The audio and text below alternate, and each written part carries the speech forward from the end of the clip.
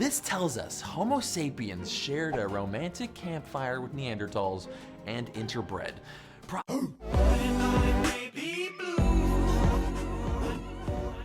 Make sure you check out my live streams. Those links are down below for my other YouTube channel and my Twitch.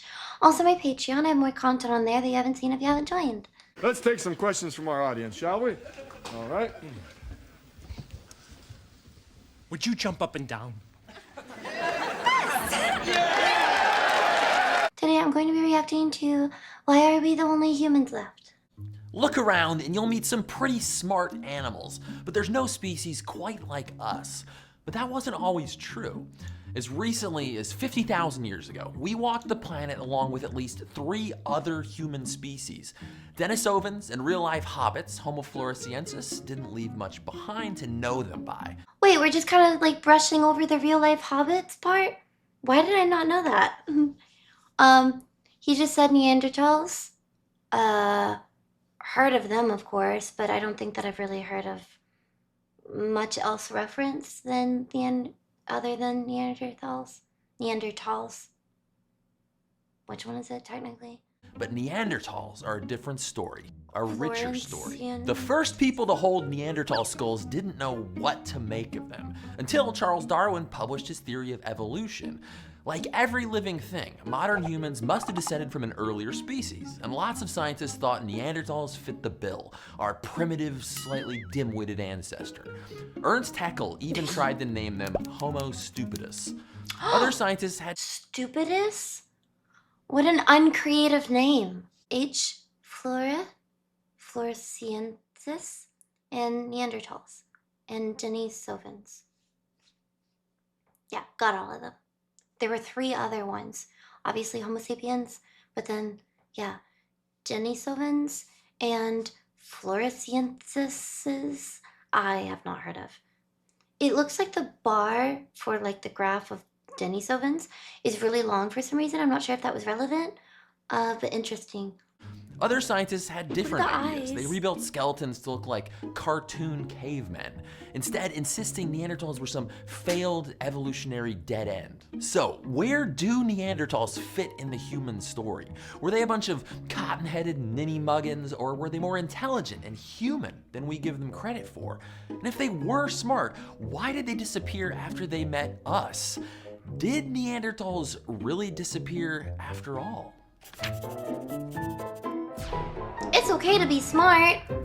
Goodness, I wish someone told me that. Why did they disappear when we appeared? Kinda sounds like one killed off the other. But also what sometimes happens whenever people go to areas that they haven't been before and they meet people who have never seen them before, diseases and other sicknesses that just don't pair well together, and what is it called? Natural selection. If you were sharing a subway car with a bunch of humans and a well-groomed Neanderthal, you might not be able to tell who's who. But that's New York for you. But there were some differences. The big brow ridge, huge nose, weirdly short forearms and shins, and big muscles. These were adaptations to life in cold northern climates, while our skinny ancestors were built for a warmer, runnier existence. Our bodies are different, but similar enough that when Neanderthals and our species first met, we would have seen something familiar staring back at us. That part alone is crazy to think about because although you're not thinking about somebody way back then who's a Homo sapien and a Neanderthal, but even thinking of yourself as a Homo sapien, how would it feel if you ran into somebody that kind of looked like you, like a person, but they are kind of different, like a different species, not just different because of race. Like it's a different species of person. It's like you, but not quite. Wonder how dogs feel when they see other breeds of dogs.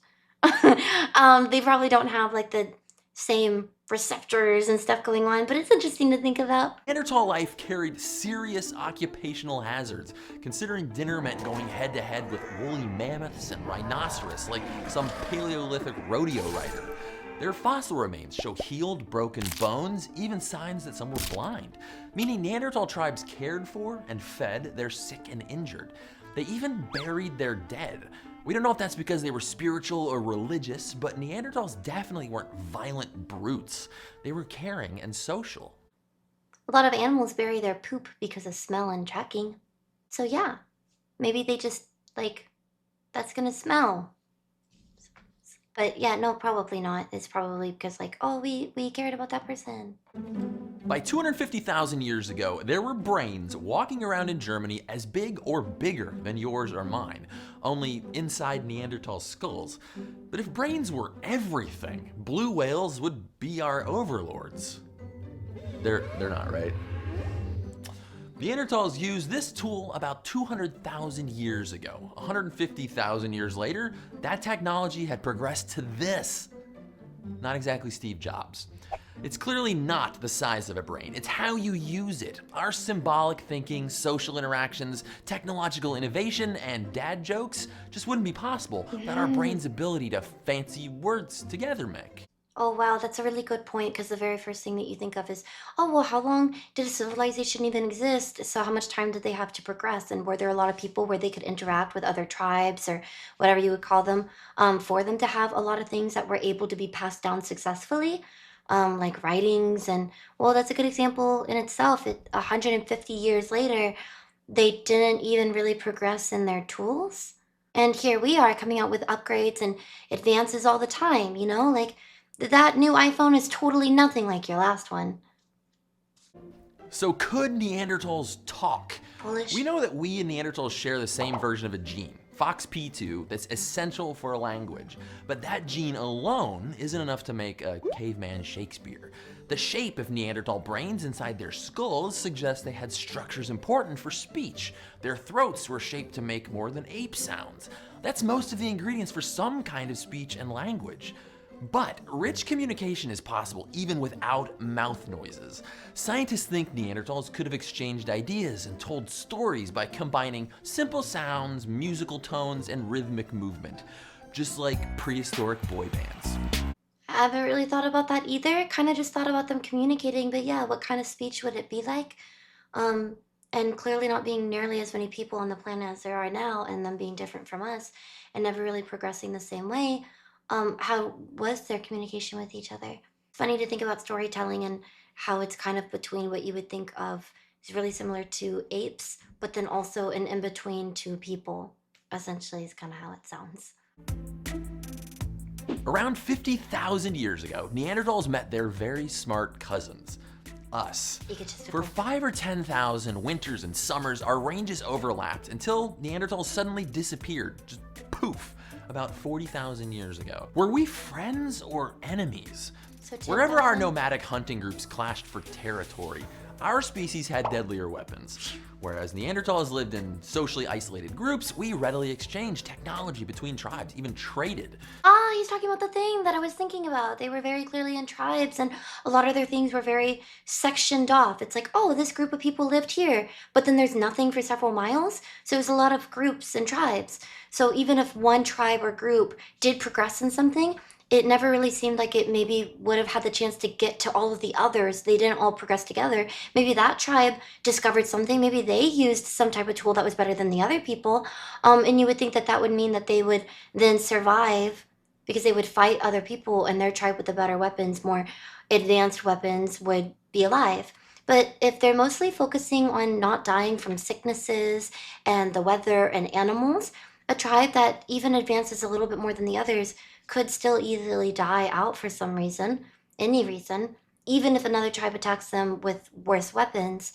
And then because they don't communicate the same way Homo sapiens were recorded to, no one really learned or progressed from the knowledge of other tribes. Whereas Neanderthals lived in socially isolated groups, we readily exchanged technology between tribes, even traded.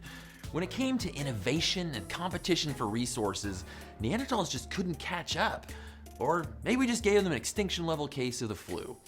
At their peak, Neanderthal populations probably never reached 6 figures worldwide. Like gorillas and orangutans today, they lived in small dispersed pockets, which means more inbreeding and less genetic diversity.